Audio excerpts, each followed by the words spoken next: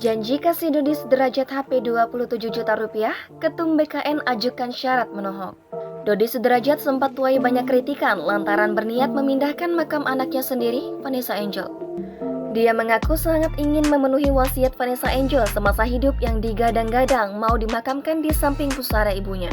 Belum lagi, setelah beberapa hari kepergian sang anak, Dodi Sudrajat mengaku dapat wangsit dari mimpi yang berisikan permohonan Vanessa agar jenazahnya dipindahkan.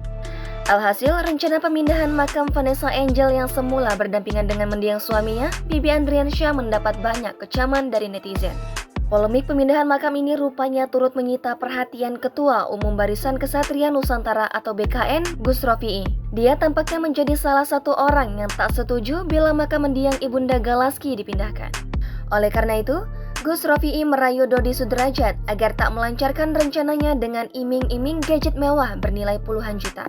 Diketahui, handphone yang ditawarkan oleh Gus Rofi'i ditaksir seharga 27 juta rupiah per unit. Sontak netizen pun ikut heboh menyambut niat Gus Rofi'i yang rela mengeluarkan uang demi jenazah Vanessa Angel tetap bisa berdampingan dengan suaminya. Jangan lupa subscribe, share, komen, dan like ya!